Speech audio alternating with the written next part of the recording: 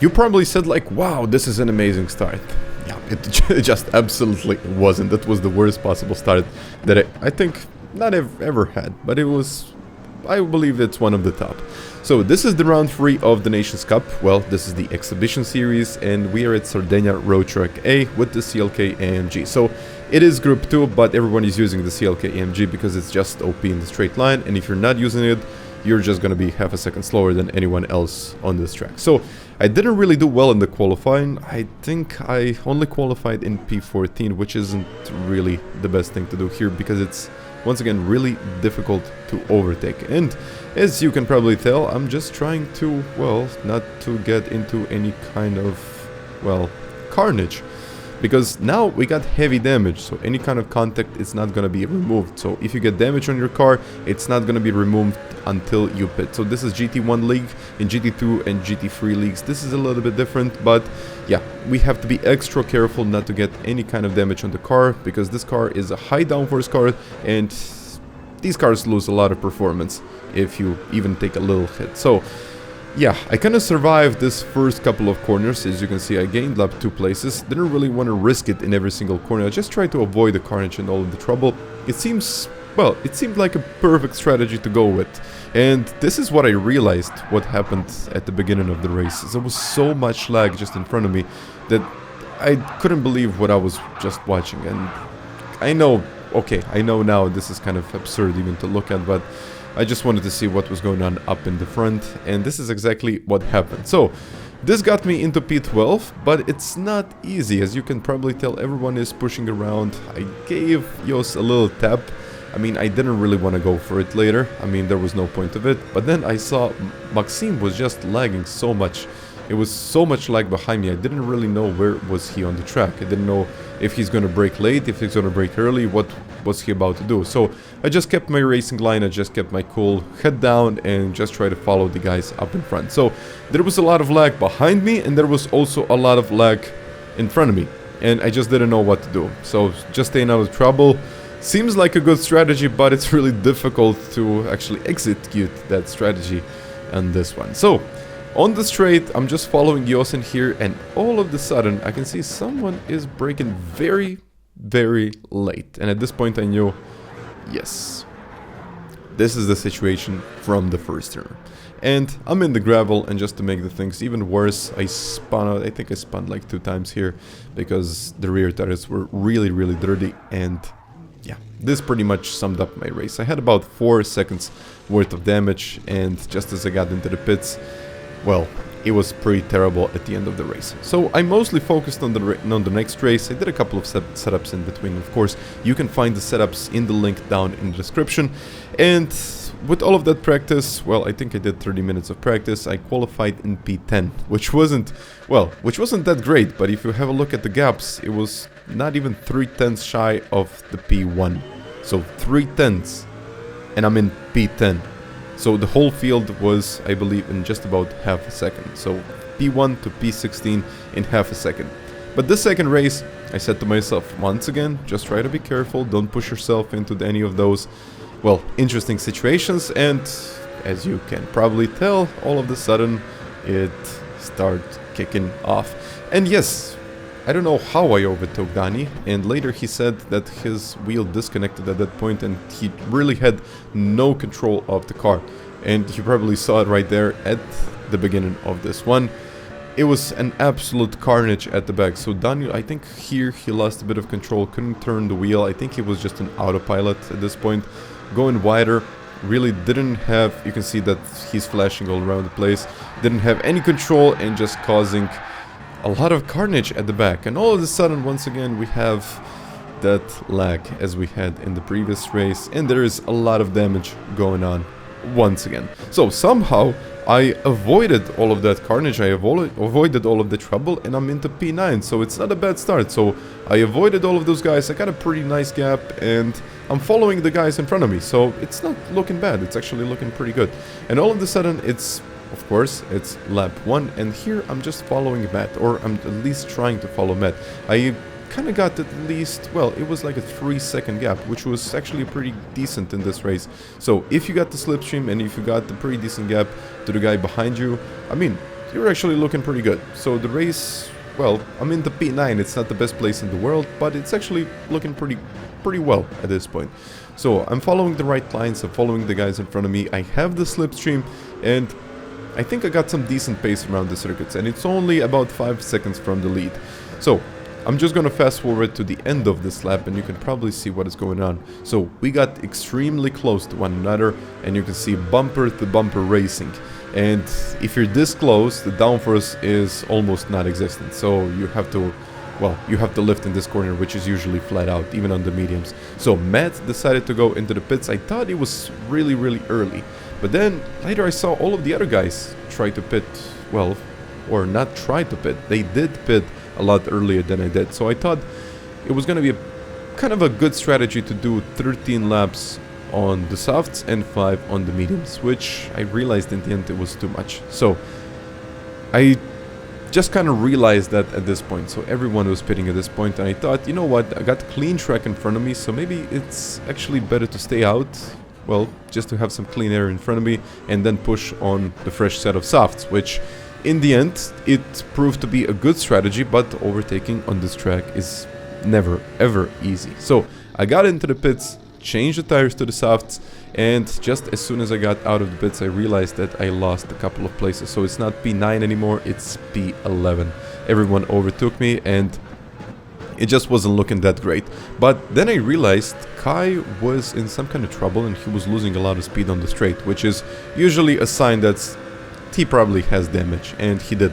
I later checked the replay and he had a lot of damage everywhere. Like, he spun out, got I think even front and rear damage, so that's about a second or maybe second and a half per lap. So it's quite severe, and that's pretty much game over from him.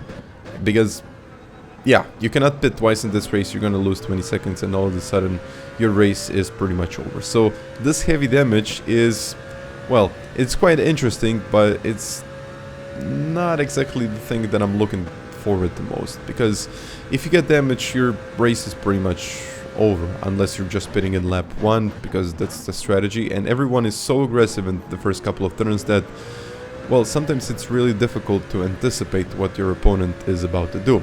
So I just tried to get close to Albathor, which pitted, I think it was lap 3, and then I had just about 2 laps fresher tires than him, which was, well, in the end quite a significant difference on this track, because even a little amount of grip is going to be more than enough to overtake someone here, because you got really good pace, you got really good slipstream in here, and if you can just stay behind someone, it's, you know, it's actually a really good strategy. But then again, overtaking, if someone is aggressive, isn't exactly the easiest thing to do. And also, in these corners, having that loss of grip due to the loss of downforce isn't exactly the best thing in here. So I just try to follow him, I just try to stay with him, and I think, well, not that I think, it was like not that easy, because if someone in front of you has the slipstream, it's not going to be that easy to overtake him, because everyone has the slipstream. You're not going to be able to overtake in the straight line, and as I said, in the corners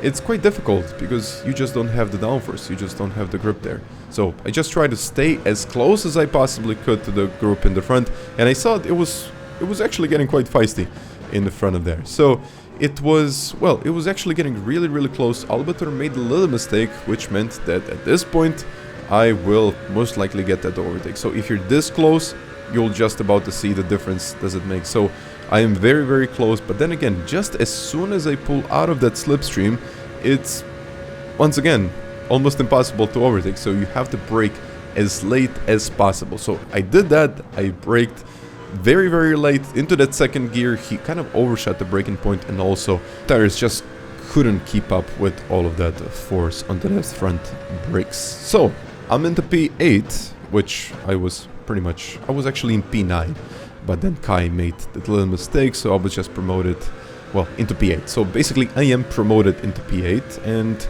well, the race is looking pretty good at this point. I got Matt just in front of me, and I know he pitted in second lap, so his tires must be awful. And my tires are actually looking pretty good, so I can stay with him, I can maybe do an overtake, we'll see. But just trying to keep my head down and just try to follow him in these, well, kind of tight sections, because just as I said before, the loss of downforce is quite severe, and it's really difficult to follow someone in here. So you can see, even if he got that little slide, I couldn't open up the power that soon, because I just have no grip on the rear tires, I have no downforce. And even in here, it's just a sudden loss of downforce, and you cannot keep up with him, and the car just tries to go wide.